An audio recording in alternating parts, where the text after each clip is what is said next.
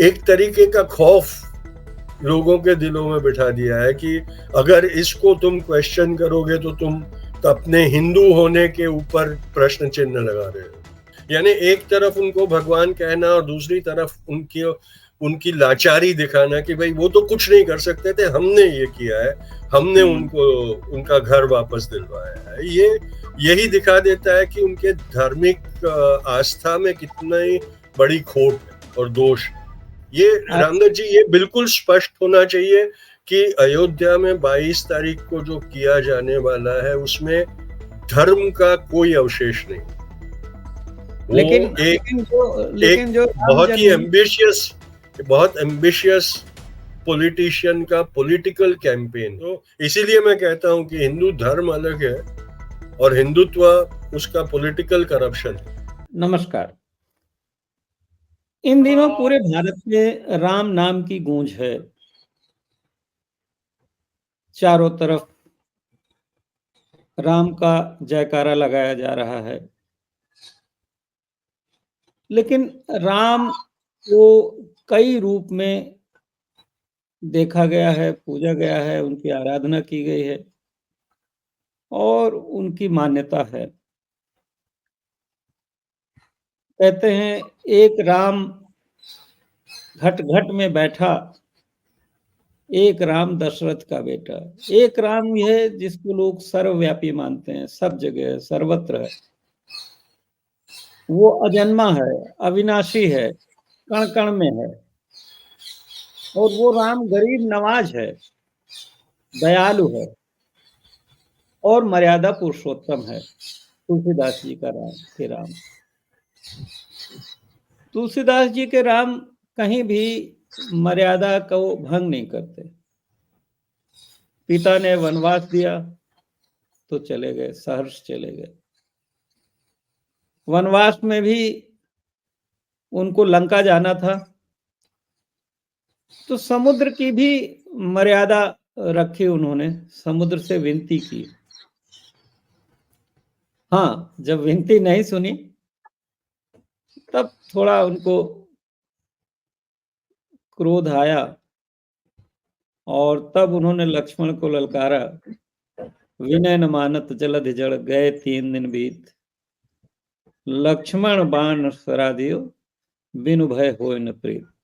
तो ये राम के 2 रूप हैं, वाल्मीकि के राम, तुलसी राम, गांधी के राम।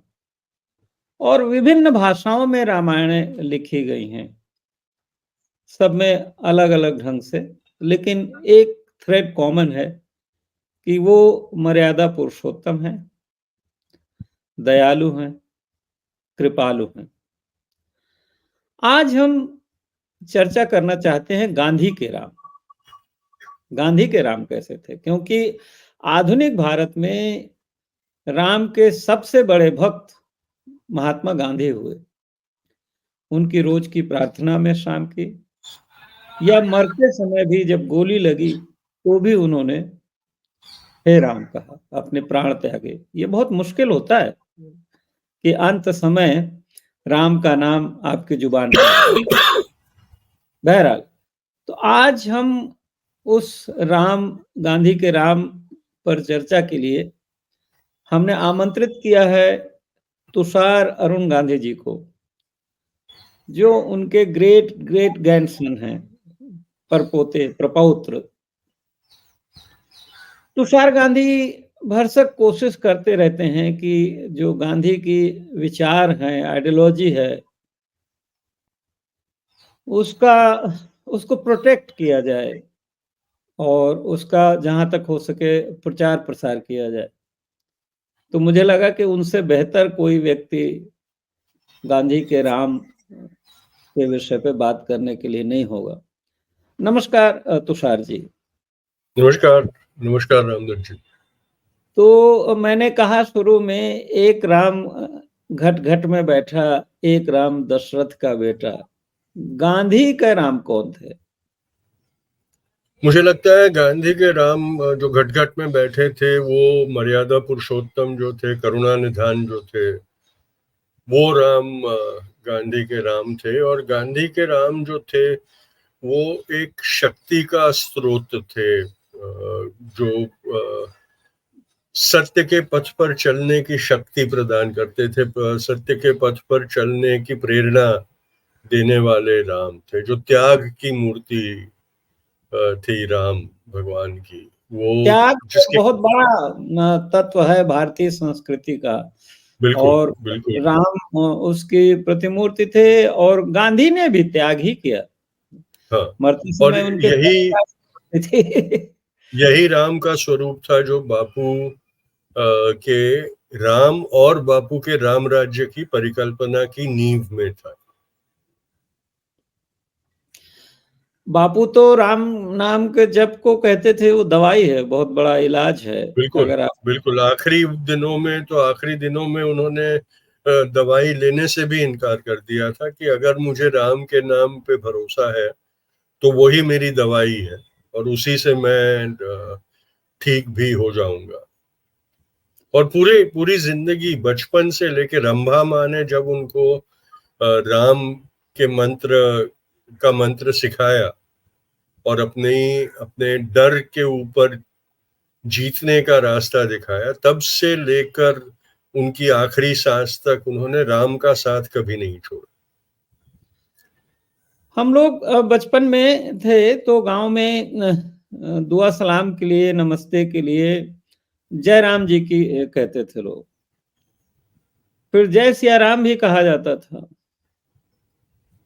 लेकिन ये 3-4 दशक पहले एक आंदोलन चला और उसमें जो मिठास थी जय राम जी की, जय सिया राम, उसमें जो अपनत्व था, वो बदल के जय श्री राम किया, जो थोड़ा-सा एक अगले को कुछ डराने जैसा नहीं लगता है? दोनों में क्या फ़र्क है? बिल्कुल बिल्कुल बिल्कुल लगता है। और यही बदलाव जो आज राम के नाम पर जो एक प्रचार किया जा रहा है, तो वही एक एक बहुत बुराई हो रही है श्री रामचंद्र की प्रतिभा के साथ, कि उनका नाम आज द्वेष का प्रतीक बना दिया गया है। उनका नाम आज दूसरों को प्रताड़ित करने के लिए इस्तेमाल किया जाने लगा।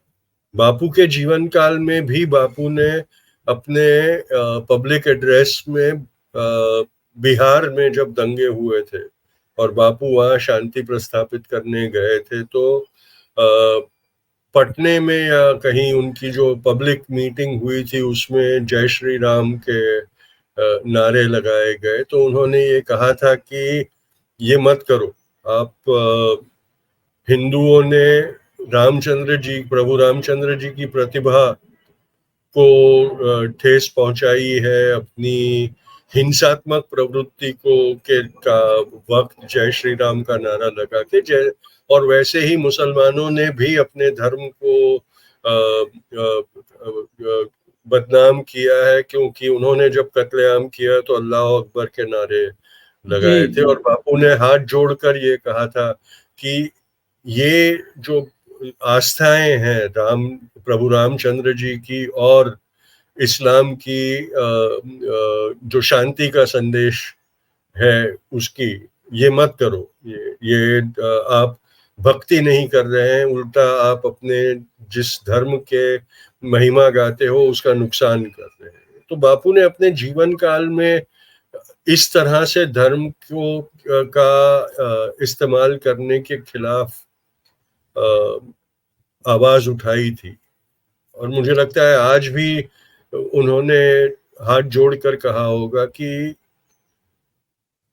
मर्यादा पुरुषोत्तम सियाराम के नाम को आप इस तरह से बदनाम ना करो। आज जो लोग हैं सत्ता में वो राम राज्य की बात करते हैं।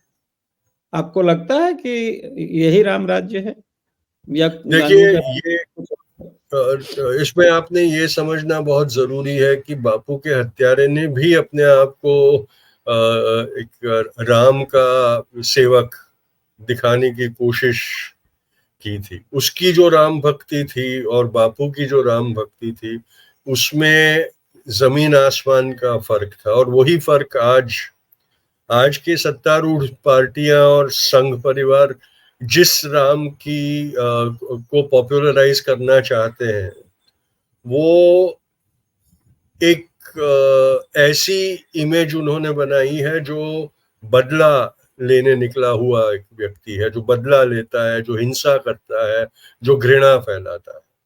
और बापू के जो राम थे, वो प्यार का संदेशा लेके हृदय परिवर्तन करवाने वाले राम थे। और वो भी शस्त्रों के आधार पर नहीं, पर अपनी आस्था और अपने संस्कारों की आधार पर प्रतिद्वंदी का हृदय परिवर्तन करवाने वाले रामचंद्र जी थे। राम राज्य की जब तक बात करें, तब बापू ने जो अपने स्वप्नों का राम राज्य की परिकल्पना की है, वो उसमें बहुत स्पष्ट तरीके से उन्होंने कहा है कि राम राज्य न्याय राज्य होगा, जहां न्याय सबके लिए समान और सबकी पहुंच के अंदर होने वाला होगा, और जहां जो दीन से दीन और हीन से हीन व्यक्ति समाज में है, गरीब से गरीब जो व्यक्ति समाज में है, उसकी आवाज को प्राधान्य मिलेगा। उसकी इच्छा के अनुसार जो राज्य व्यवस्था होगी, वो राम राज्य मैं बसाना चाहता हूँ। आज का जो राम राज्य है, वो समाज के वर्गों में अलगाववाद लाने वाला राम राज्य की परिकल्पना की है। इसीलिए इनके राम राज्य के साथ वो लोग हिंदू राष्ट्र को जोड़ देते, जबकि बापू का जो राम राज्य था, वो वसुधैव कुटुंबकम की धारणा के ऊपर प्रस्तावित राम राज्य था। आज जो राम मंदिर बन रहा है और जिसमें 22 जनवरी को प्रतिष्ठा होगी, तो पहले वहाँ जो भगवान राम की मूर्ति थी, वो बाल रूप की थी, क्योंकि जन्मभूमि है, तो बिल्कुल पैदा हुए नया बालक जो है। अब राम की जो मूर्ति बनवा रहे हैं, उसमें वो धनुष बाण लिए हुए और एक आक्रामक राम एक तरह से, क्योंकि धनुष बाण तो जन्म स्थान पे उसका कोई बहुत औचित्य नहीं है। औचित्य नहीं है। तो आपको क्या लगता है, इसके पीछे क्या आइडियोलॉजी है? नहीं, इसमें मैं संघ परिवार वालों की सराहना करूंगा कि उन्होंने थोड़ी बहुत अपनी सच्चाई प्रकट कर दी है कि वो जो जिस राम की प्रतिष्ठा करने जा रहे हैं, वो जैसे मैंने कहा कि बदला लेने वाले राम, लोगों के ऊपर शस्त्रों से अपना वर्चस्व जमाने वाले राम है। और संघ की प्रकृति हिंसात्मक है, उन्होंने हमेशा हिंसा का समर्थन किया है और हिंसात्मक तरीके अपनाए हैं। तो ये मैं मानूंगा कि ये उनका एक सच्चाई का प्रदर्शन माना जाना है। जो खूनी संस्कृति है, वो अपने भगवान को भी एक तरीके से एक हिंसात्मक, जान लेने वाला, मारने वाला स्वरूप देना चाहते हैं। वो देखिए, राम लल्ला की जो परिकल्पना थी और जो राम मंदिर के साथ जुड़ी हुई थी, वो तो इन्होंने कब की छोड़ दी। जिस तरह से उन्होंने राम मंदिर बनाने की मुहिम चलाई है, वो पहले से हिंसात्मक और घृणा पे आधारित ही की है। तो हमने उनसे और कोई अपेक्षा रखना गलत होगा। मकसद क्या है? क्योंकि पहले तो आरएसएस के जो गुरु लोग थे, सिद्धांतकार, तो वो राम को एक इतिहास पुरुष मानते थे कि भाई दशरथ का बेटा है, वो राजा थे अयोध्या के। उनमें ये जो ईश्वर के रूप में और उनको विष्णु के अवतार या इस तरह से, और ये जो आंदोलन चलाया उन्होंने राम, कृष्ण और शिव की, कहते हैं कि इनको हम मुक्त करने का, तो इसका मकसद आपको क्या लगता है? मकसद क्या है? ये देखिए, इसमें एक घमंड है उनका कि जिसको भगवान स्वरूप मानते हैं, उनको भी मुक्त करवाने का काम ये लोग करेंगे। यानी अपने आप को भगवान को आजाद करवाने वाला शक्तिशाली स्वरूप। रावण को भी ऐसा ही घमंड हुआ था ना, शिव भक्त था, और ऐसा ही घमंड हुआ, तभी उसका विनाश करने के लिए अवतार लेना पड़ा। तो ये घमंड का एक स्वरूप है, और ये आप रामदत्त जी जरूर समझ लीजिए कि ये धार्मिक कृत्य नहीं है, ये एक देखिए पॉलिटिकल धार्मिक कैंपेन है। नहीं है, लेकिन ये हिंदुओं का जो सनातन धर्म है उसमें हस्तक्षेप तो है। देखिए उस राम मंदिर का उद्घाटन करने प्रधानमंत्री जा रहे हैं, गर्भगृह में उनके साथ होंगे सरसंघ चालक मोहन भागवत जी, उत्तर प्रदेश के चीफ मिनिस्टर होंगे योगी जी, गवर्नर होंगे। तो ये मतलब कि जो राजा है वही धर्म का प्रधान होगा, मतलब एक तरह से जो धर्म की सत्ता है उसमें हस्तक्षेप नहीं है। जो शंकराचार्य हैं, जो सनातन हिंदू धर्म के जो संरक्षक माने जाते रहे, उनको किनारे करके सबको, तो ये पुरी के शंकराचार्य जी ने कहा भी है कि भाई ये धार्मिक मामलों में हस्तक्षेप है, और इसीलिए उन्होंने जाने से मना भी कर दिया। बिल्कुल नहीं, ये देखिए इसमें कोई धार्मिक कृत्य नहीं है, ये समझना बहुत जरूरी है। ये बीजेपी का एक पॉलिटिकल कैंपेन है। उन्होंने भगवान का भी पॉलिटिक्स करके भगवान को इलेक्शन जीतने का एक सोर्स बना दिया है, और इसीलिए इसमें आपको सिर्फ राजनीति दिखेगी इसमें। और इसमें जो एक मिथ्याभिमान है हमारे प्रधानमंत्री जी का, और इसीलिए उनकी एक छवि रिलीज की गई थी जिसमें उनको रामलल्ला उनकी उंगली पकड़ के अयोध्या जा रहा है ऐसा दिखाया। हाँ, कर्नाटक बीजेपी ने, ये हाँ। एक घमंडी राजा का मिथ्याभिमान है। जो आदमी ये भूल रहा है कि वो लोक प्रतिनिधि है, जनप्रतिनिधि है, और अपने आप को राजा महाराजा दिखाना चाह रहा है, उसका ये मिथ्याभिमान घमंड है। और ये घमंडी पुरुष का एक त्योहार मनाने जा रहे हैं और प्रजा को बेवकूफ किया जा रहा है। ये रामदत्त जी, ये बिल्कुल स्पष्ट होना चाहिए कि अयोध्या में 22 तारीख को जो किया जाने वाला है उसमें धर्म का कोई अवशेष नहीं। वो लेकिन जो बहुत एम्बिशियस पॉलिटिशियन का पॉलिटिकल कैंपेन है। नहीं, लेकिन ये धर्म में इस तरह हस्तक्षेप, धार्मिक जो शास्त्र सम्मत है, ये एक खतरनाक उसकी तरफ नहीं ले जाता है कि जब जैसे चर्च का प्रधान और राजा एक होता था, तो धीरे धीरे बहुत मुश्किल से भाई उसको बिल्कुल यही बात है ये। और या जैसे पॉलिटिसाइजिंग ऑफ रिलीजन से ही डिक्टेटरशिप और ऑटोक्रेसी जन्म लेती है।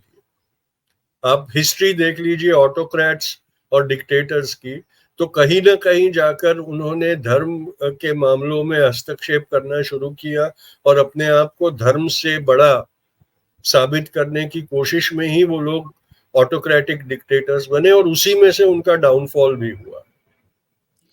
तो वो तस्वीर जिसका मैंने जिक्र किया कि रामलल्ला प्रधानमंत्री की उंगली पकड़ के चल रहा है, वो एक घमंडी पुरुष का कन्फेशन है कि भाई मैं हूं तो रामलल्ला है बेचारा, नहीं तो वो तो अनाथ था, बेघर था।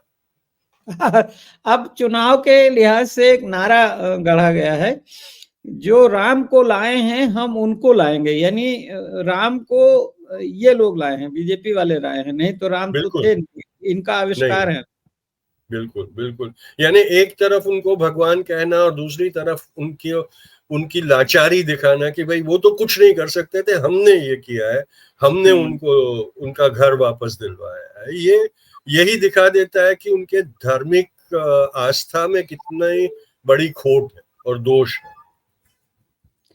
हमारी ट्रेजेडी रामदत्त जी ये है कि हमारी प्रजा निहायत ही बेवकूफ बन गई है और ये चीजें समझने के काबिल नहीं रही है, और इसीलिए ये लोग सफल होते जा रहे हैं।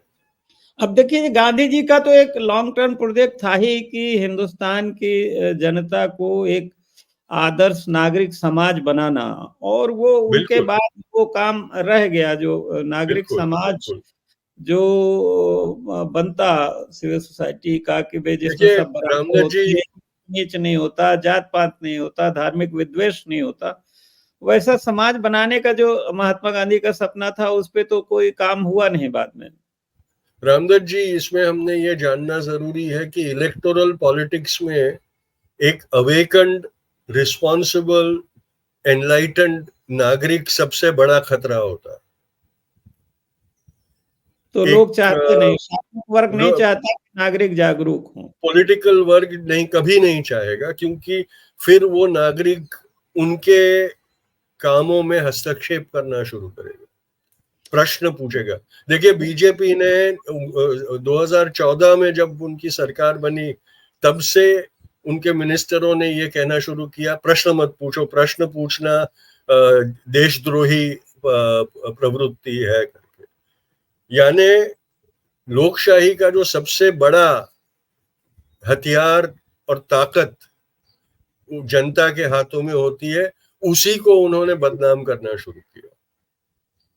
तो ये दिखाता है कि वो खुद जानते हैं कि उनका व्यवहार कितना बुरा और गलत है, और इसलिए ऐसी सारी धार्मिक ढोंग में वो हमें उलझाए रखते हैं। इसीलिए मैंने कहा सारे मीडिया जो प्रतिष्ठान है और सोशल मीडिया का, कि वो एक ही जैसा मतलब मास हिस्टीरिया क्रिएट करने के लिए कि भाई बस जो वो कह रहे हैं वही सच है, वही है, बाकी कुछ नहीं है। वो मीडिया का भी पूरा उपयोग हो रहा है, सारे शासन तंत्र का पूरा उपयोग हो रहा है। बिल्कुल, और मीडिया ने तो बेच दिया है अपना ज़मीर, अपना ईमान बेच दिया है। जो मेन स्ट्रीम मीडिया है वो तो बिकाऊ हो गया।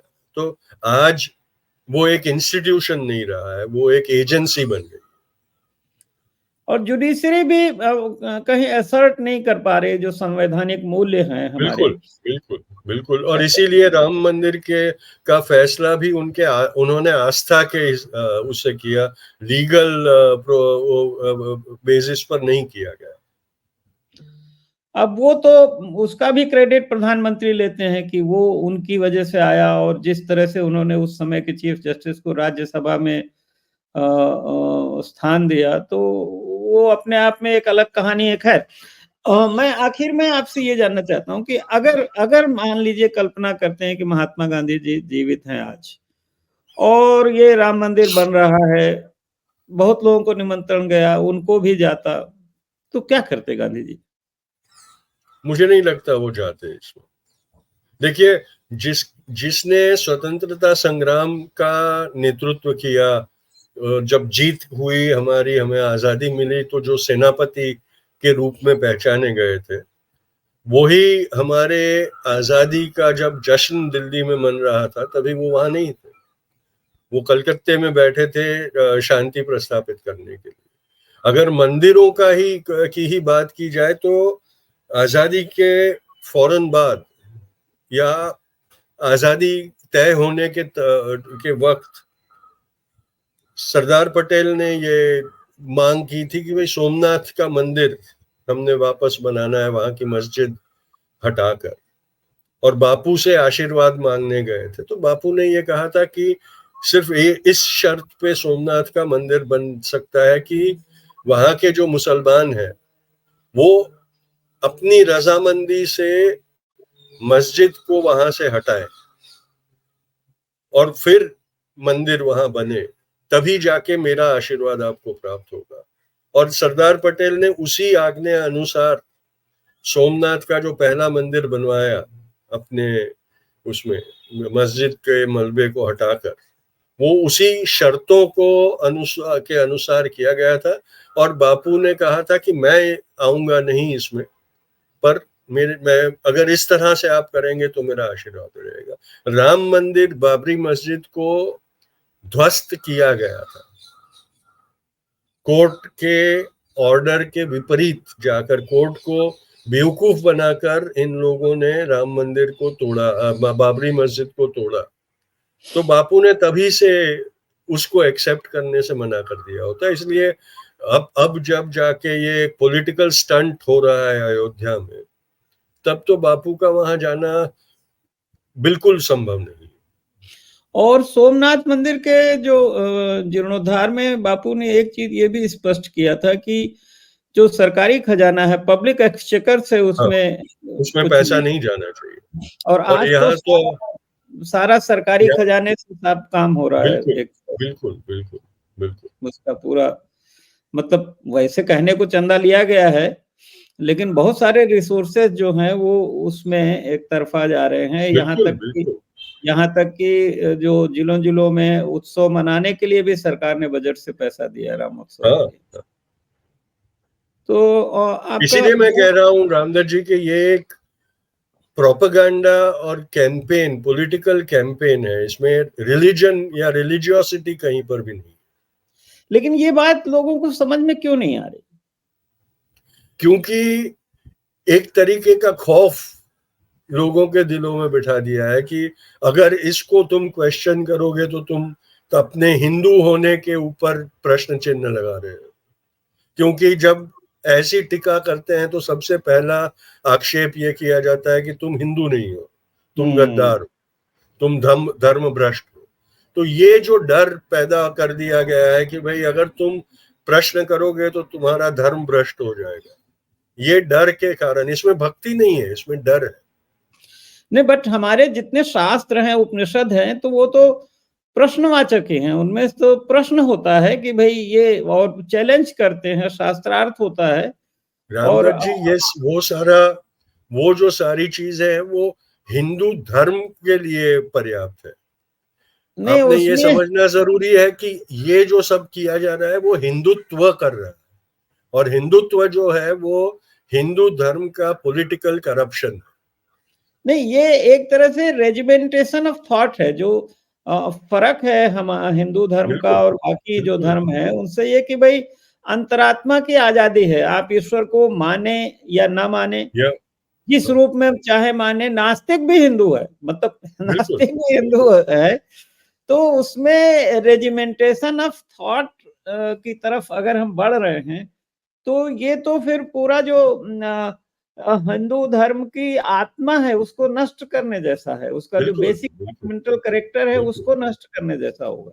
बिल्कुल है, बिल्कुल है। तो इसीलिए मैं कहता हूँ कि हिंदू धर्म अलग है और हिंदुत्व उसका पॉलिटिकल करप्शन है। बहुत-बहुत धन्यवाद आपका तुषार अरुण गांधी जी, आपने हमें समय दिया इस चर्चा के लिए। और हम उम्मीद करते हैं कि लोग अल्टीमेटली पहचानेंगे कि भाई हिंदू धर्म क्या है और ये पॉलिटिकल हिंदुत्व का प्रोजेक्ट क्या है, दोनों में क्या फ़र्क है, और क्या इससे देश का कितना भला होगा या नहीं भला होगा।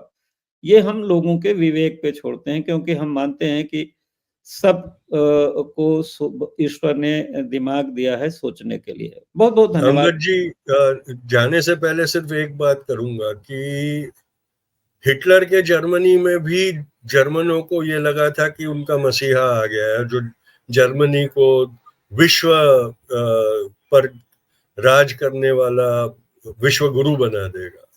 और उनको अंतर्ज्ञान सिर्फ जर्मनी का सर्वनाश होने पर ही हुआ कि हिटलर कितनी बड़ी मुसीबत, विपदा थी जर्मनी के ऊपर।